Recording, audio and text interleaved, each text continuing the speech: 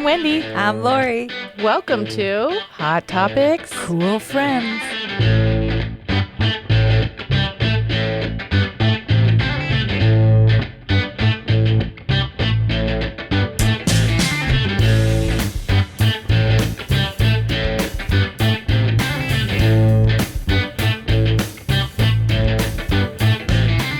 Well, hello everybody. You're not even going to believe who we have in the studio today. We have the Duane Horst with Overcashier, Horst and Heating and air conditioning. Don't forget the air conditioning. So welcome, Duane. Yeah, Thanks for coming. welcome. Thank you for having me. It's a pleasure to be here. Yeah. So how many years you been in business? The business has been there 67 years. They've been on Centennial Road since 1961. And Centennial Road was a one-lane dirt road at that time with a one-lane steel span bridge over 10 Mile Creek. So that was way back in the early quarry days. I've owned it since 1993. The Overcashier family had it prior to then. They worked for me for 7 years after I bought it. Now they're all retired and enjoying life. Nice. So how did you That's get cool. from, you're an Archbold High School graduate, right? Yes, I am. So how did you get from Archbold High School to this career? What was your first job ever? First job ever was farm kid, driving tractors and not appreciating the hard work and life's lessons until later in life when it was like, oh, I know how to do that, and it came in handy. But I was allergic to everything on the farm. And my neighbor was a heating and air conditioning contractor. He used Honeywell electronic air filters in his house and office. So when I went there to work for him, my breathing difficulties cleared up. So I became a fan of electronic air filters and started studying the heating and air conditioning industry. Went to college for a business degree, but always looked at heating and air. And that's how I got started. I met the Overcashiers in a class that I was teaching on geothermal heat transfer. They said if I ever wanted to move to the big city of Toledo, they would hire me. So in '83, I decided I was going to make that move, and I've been here ever since. And you live in I'm learning Sylvania, a right? lot. I actually live in Springfield Township okay. right now. The business is in Sylvania Township, and we specialize in heating and air, like I said, but we try to work with the industry to advance our industry. Back in the day of Holland Furnace, and only your oldest of listeners will remember this, they were shysters, crooks. Heating and air conditioning was not well thought of. A lot of problems. We've worked way past that to make ours a professional industry with professional results, professional products, professional installers. But our industry still has people that don't value professionalism. So you still hear the horror stories. Paid too much, got too little. I'm not happy with what I have. Oversizing is just a terrible part of our industry. So you buy something, but because it's oversized, it doesn't work well. You don't get the comfort you pay for. But I want to talk a lot about our industry today, but we can, talk about other things as Yeah. well. Well, I Yeah. wanted to know how you got from, living in Archbold to starting the business out here. That's always was interesting to me. I did read that do you hire Rocket football players for internships? Is that what I read? Are you still doing that? I still do that. We've done it now for years. We started out with summer help in our warehouse and extra hands on the job. And it's great for the football players. They're allowed 2 months of earning. And prior to NIL, they had no extra money except summer jobs. They were good to us. We were good to them. It became a tradition that we would take 4 or 5 Toledo football players every summer, and we just had a blast. And then I run a charity golf outing at Highland Meadows Golf Club, and it's in June. Well, June is my busiest month, so I couldn't run the tournament properly. The coaching staff brought me a young defensive lineman that needed an internship to graduate. I put him in charge of the golf tournament. He was a kid from Flint, never touched a golf club or a golf course. I said, that's not what it's all about. It's what is the business aspect of golf and life. Mm-hmm. And he worked for, I think, 8 weeks he had to get this tournament put together, and learned so much about business, so much about golfers, country clubs, even though we're a golf club, not a country club. Fundraising, all the things. And he more than doubled my fundraising results from the year before. That's awesome. And that was the eye-opener because he worked on it every day. Mm-hmm. I didn't have time to do that. Mm-hmm. And that humble start, I was working at about $2,000 charitable contribution. He made it $4,500. It's now up to $13,800 this year. Wow. So the Toledo football players have taken that and really run with it. So that's been, I'm so happy we were able to start that and continue it. Mm-hmm. And it's just changed lives for Highland Meadows people and for our interns. That's awesome. So with the NIL, NIL. I always get those confused. It can continue? Yes, Okay. Because not every player qualifies for NIL money. Very true. or Most is- of them don't, right? There's the superstars of the NFL, and then there's all the grunts that make league minimum that are on special teams or on here or there, and they're not working on big contracts. Mm-hmm. NIL is the same. Toledo might have 7 or 8 players with NIL money, but there's 100 and plus on the roster, so the rest of the kids don't get anything or get very, very little. That's where I can help out, also to help advance a career, change lives, That's make a awesome. difference. Yeah, I read that. I thought. And did you go to UT? Or I haven't. I went to Where'd you go to college? the Mennonite College of the West in You went- Wichita, Kansas. Okay. It's called Heston Wow. College. Yeah. The class that I remember the most was business ethics, and the way that the Mennonite professors taught it is way above what I think it's what the world needs. We don't need to chase profit for profit's sake. We need to chase a wonderful experience for the customer for a lifetime of value. Then, if we do our job correctly, the profit will come. But we do not chase profit. We chase integrity, honesty, and perfection. There was a Mennonite teaching and tradition, as well as German, that the person next to you never outworks you. So when you look at the people next to you, you are always outworking them to set the pace to help them out. Well, if you have a room full of people that will never let the person next to them outwork them, what would this world be like? Right. And doing it the right way, doing it with integrity, honesty, that's the key. How was COVID for you? Is it ever not busy for you? Because you need air and you need heat. COVID deemed us essential right away. So COVID really exploded our business because all the stay-at-home people started listening to their furnace and the noises, looked at their utility bills and said, wait a second, this isn't right. And so our business increased during COVID and really helped us get our word out there more, our process, because we've always been air quality specialists. Because of my asthma and my allergies, I stay up to date on all the filters. So we sold a lot of air scrubbers. They were certified to kill COVID, sterilize mold, sterilize bacteria, sterilize viruses. We have them in our offices. I have them at home.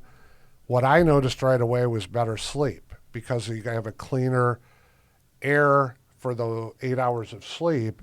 Your sinuses can process air better. But when somebody gets sick, I think I might have I that, need right? that. I'm talking to him later. I mean, we just doesn't- got our air fixed by you, so I probably have them. That's why I've been sleeping good. Okay. so, but when somebody gets sick in the office, it doesn't go through the whole office because we have active ventilation, sterile air. Same thing at my house. So I have a lot of house guests, and during COVID, we had some quarantined house guests. And because I have air scrubbers, I didn't worry about getting sick or worry about them getting sick. And all the people that stayed with me during COVID, nobody got sick. Nice. I have a 115-year-old house. What tips do you have for People that have 115 115-year-old. Because I have air conditioning, but it's kind of I don't know. And your furnace. My furnace is going on 40 years old. Wow. There's two schools of thought, one of which involves a bulldozer. No, my house is cool. It's a bigger challenge, but it can be done. Proper airflow is everything. So then with proper airflow, you get proper comfort, proper filtering, proper air sterilization. Okay. Sealing up cracks and crevices and controlling where air enters the house can eliminate dirt and dust and some of the impurities we don't want in the house. So there's a process to do that, even in the old houses. It's not cheap, but you can make that house perform better than most of the new stuff you see, because most of the new stuff doesn't have air scrubbers, good filters, good sizing, good airflow. Okay. So do you have any tips for people getting into your business, your line of work, whether to do it or not do it, or what do you think? Oh, it's a great career. Heating and air conditioning is a base need. As long as there's houses, condos, whatever, there will be the need for heating and air. There has to be the need for technicians, managers, and owners. So it's a great career. It's serviced me well, but I have worked very hard at it. If you want to be lazy, it's like any other career. You'll hate it. Yeah. But if you really want to work at it, you'll be very happy that you started in heating and air. Do you think it's something that a person needs to go to college for, or take classes in, or is it something you train on the job? How does it work? Trade school. Trade school. Trade school is getting better and better Yep. at turning out younger and middle-aged people that are versed in all the basics of heating and air. And then we teach them the finer points of customer service and cleanliness and professionalism, all that Your good mission. stuff. Yeah. Well, you are very successful in your business, but you're also very giving.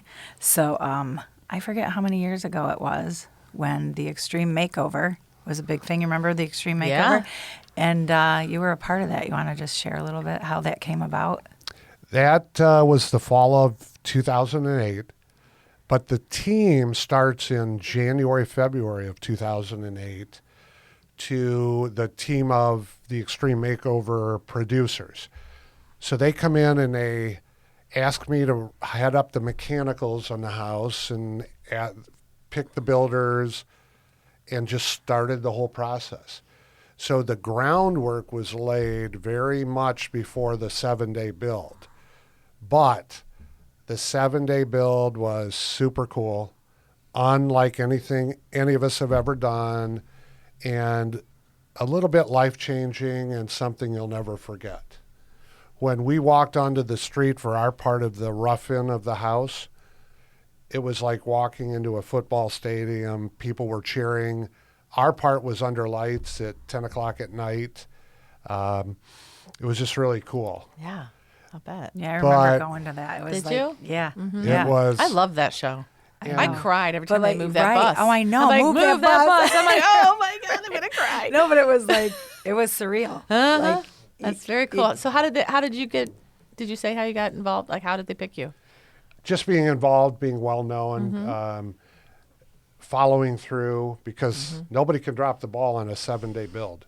A couple of the coolest things, when they were filming the final show, Ty was in the basement with the heating and air conditioning system trying to say some lines, and the producers knew me by then, and I said, Ty, just say it this way. He practiced it once, They filmed it, and that's what made television. And I was standing right there off camera with Ty Pennington, and I'm like, wow, that's kind of cool. And that it didn't hit the editing floor, so to speak. It actually made it on TV. But they opened with a fundraiser at Centennial Terrace by, I think, Sanctus Real. And it was a free concert to kick off the whole 7-day week and introduce the talent to the Toledo area. So I went out of curiosity. The place was packed, standing room only. It is probably the biggest crowd in Centennial history, definitely one of the top 5, but they had no security detail. And I'm a volunteer at Centennial Terrace and understand the security detail aspect. So they said, what are you going to do to make sure the place doesn't mob the talent when they pull up? And I'm like, me? I have nobody. I have no ropes. I have nothing. So You're just tall. my little, Right? Yeah. I was coaching soccer at the time, or I just finished coaching, and my little girls' soccer team was there, and they're like, get us autographs. And I said, okay, you guys come with me. And I had them form a human chain from the limousine to the stage. And Ty and all the other people walked past them and did the autographs. And they were The buffer. keeping the people back. And Yeah, because no one's going to trample That's, little no, they kids. better not. Brilliant. But when the limos pulled up, 2 big guys, the paid security guys, got out and said, what's your plan? I said, well, here's the truth. No preparation, yada, yada. But I have my little girls' soccer team as a buffer. We're going to walk right up there on stage. He looks around, he goes, that'll work. And so That's great. they walk up on stage. The guy grabs me and said, you're right here on stage with us. We'll watch the other side, you watch this side. And then the concert went on.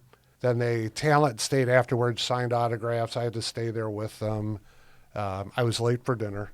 But yeah, That's a good story. oh, so I love much. it. But then just the whole process, start to finish. Oh, and then the 2 big guys said, by the way, you're on security all week. You're going to work with us. So didn't get a lot of sleep that week, but I got to work with security detail and plus do my mechanical job. But Paul DeMeo said, we want to play softball on, I think it was the Wednesday night of the build. Get us a fast pitch team, girls. They supply a pitcher and catcher. We supply the other 7 outfielders or 8 outfielders. And I thought of Toledo girls softball and Scott Park. I said it, and then they decided to make it a clothing drop-off to gain entrance into the facility. So it still stands as the largest crowd in Scott Park history. They were all the way around the outfield, 3 or 4 deep. I knew some of the softball players, and then it turns out that the pitcher was one of the girls that I had coached a long time ago. Now she's in college. And I said, oh, I can't wait to take you downtown. She said, oh, I can't wait to throw at your head. I said, all right, I'm staying in the dugout. But I was in the talent dugout, the Extreme Makeover dugout for the whole game. And I wanted to bat so bad, but I didn't. Well, it kind of sounds like this whole event wouldn't have gone very well without you. Did they pay you? No. No, no, they. no. I mean, good for you, but I know, just right? wondered because you did a lot. But he volunteers at Centennial also. Yeah, I'm one of his I volunteers. Remember when I wanted to be the volunteer? Yeah, and I and was you're like, like, "Oh, call go Duane. volunteer. Yeah. Yeah. One so time I almost got fired from my volunteer job. No, I'm kidding. we do a good have story. we do have people that aren't Qualified? tuned into the process. Just want to watch the music. Oh yeah, come on in. It's fine. I just finished my 28th year of volunteering there. So I've seen so many acts. And pre-COVID, we got to meet some of the acts. And it was really cool.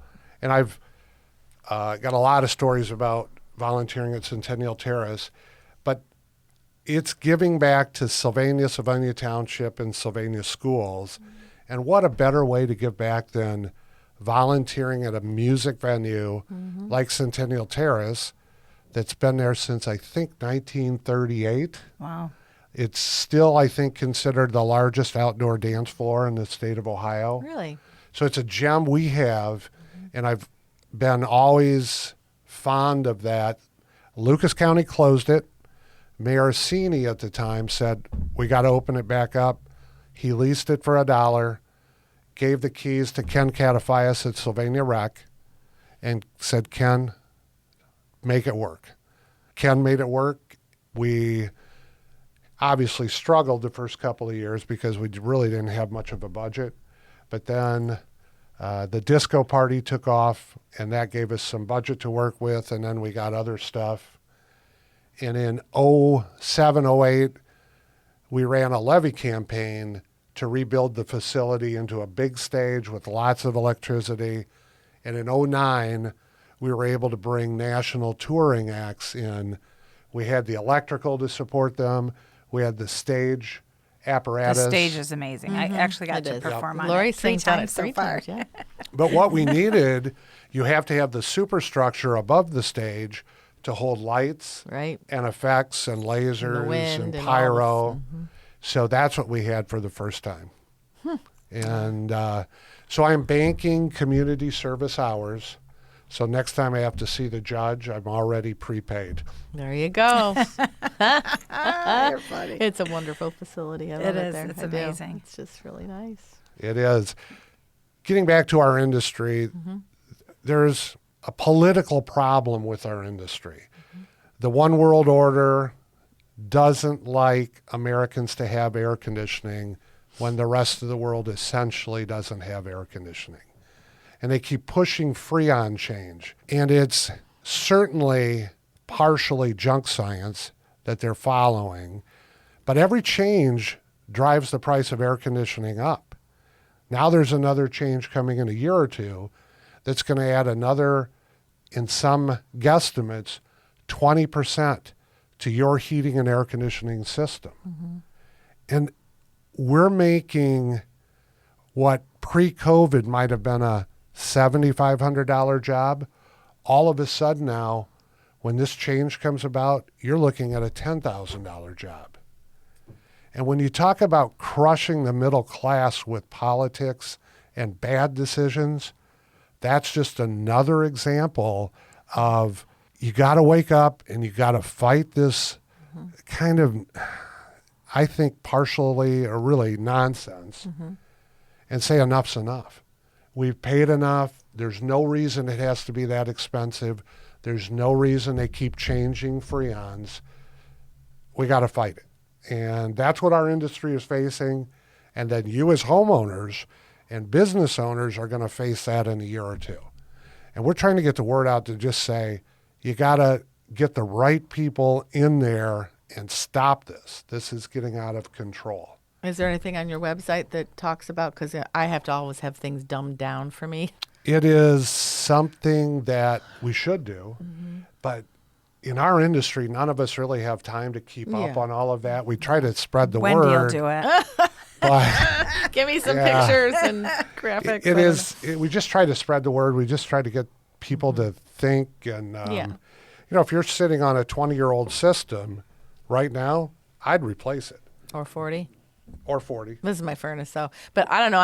I'm by the old school. Like, all the things in my house are made better. You know how they made things better? Correct. I know it's gonna. My Maybe not. doors. I can slam my doors. Can you guys slam your doors? I stay away from anger, so I You don't don't have to slam doors? slam doors. Ours kind of just Close on slam. them own- Well, on their you know, own. when you pull it shut, it's like makes such a loud noise. Just I don't know. You know what I Crash mean. it, Just stuff was crash. made better then. don't but- slam your door. I didn't slam it. Lori, I've known you for a while, and I think you came off the hinges a long time ago. Thanks, Ray. Oh my gosh. It's all an act. She's really quite together. She- Try. Duane and I met in Oh, 2004, 4. and we Yep. actually we were at Northview. We were Northview parents together. Okay. at the choir boosters. Oh, fun. And Duane was president. And Gary Lewis, our director, said, go find Lori Litzer at the opening picnic. I said, well, which one's Lori Litzer? He goes, look for the makeup. And my Mary Kay, Lori Litzer, there she was. There it was. Yeah. Every piece of Mary Kay cosmetic was on her somewhere. Yeah. Well, it looked good. I'm sure. Oh, it looked good. She always looks Come good. on. She does. Well, that's why she was the leading person in the nation or whatever in the world. She was the leader of the world in Mary Kay. Yeah. I- right. Oh my gosh. No. I was so happy they invented a cell phone camera so we could finally take a picture. Yeah. Duane, be nice. Oh my ornery. heavens. He's Yes. ornery. But he's one of my biggest supporters since You've then always said until that. now. You've said that when I first met you. You said Yes. that, and I'm like, I know him. I know Yeah. his name. But And Yeah, then so so- after our booster meetings, we'd go out to Ventura's for Oh. drinks. Allegedly. Yeah. Well, did you have anything else that you Yeah, wanted to add and let the people know? Just that heating and air conditioning has been very good to me, and I've tried to give back as much as I can, possibly give back to the industry. And I the think that's schools. why. I have and to the interrupt. schools. and the community. So he's so giving. You are very giving. So, what was it? A couple weeks ago, he said, "Listen, I just want to do something fun for the band at Northview," and the band is big, you guys. I mean, I don't even.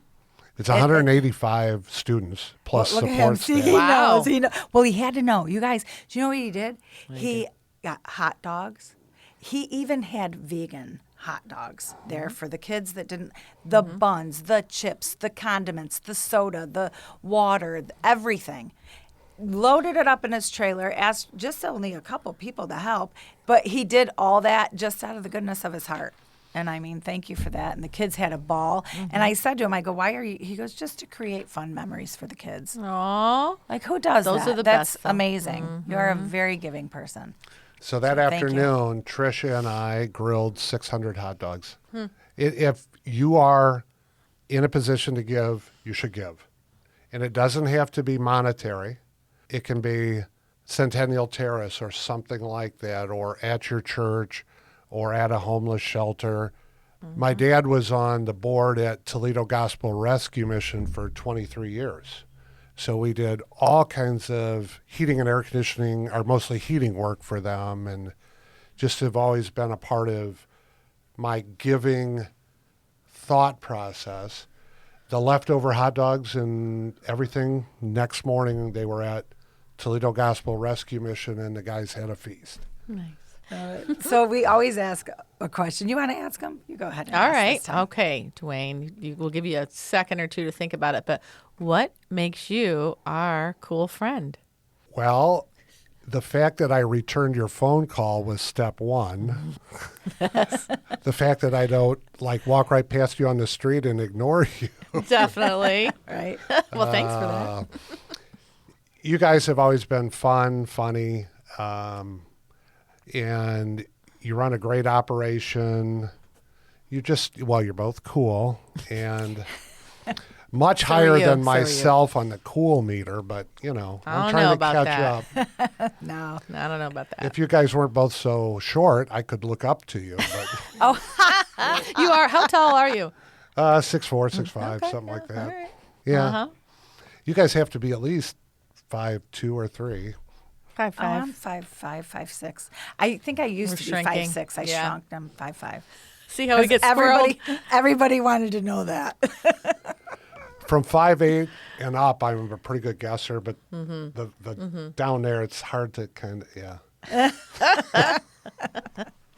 Well, thanks for coming. We appreciate it. Will you come back if we have a part 2? Yes, I will. Awesome. Thanks. All right. Yeah, Thanks, thank Duane. you very much.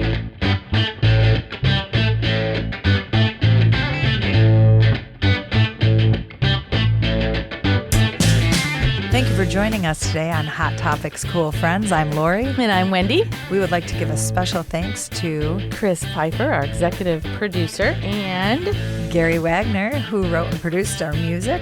If you guys have any questions or comments and you want to listen to more of these wonderful episodes, head on over to wgte.org/coolfriends or anywhere you stream your podcast. And remember To thank your local business owner. and go out and hear a local musician.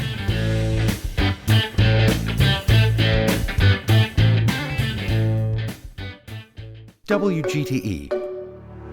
Voices around us. WGTE is supported in part by the American Rescue Plan Act funds allocated by the City of Toledo and the Lucas County Commissioners and administered by the Arts Commission.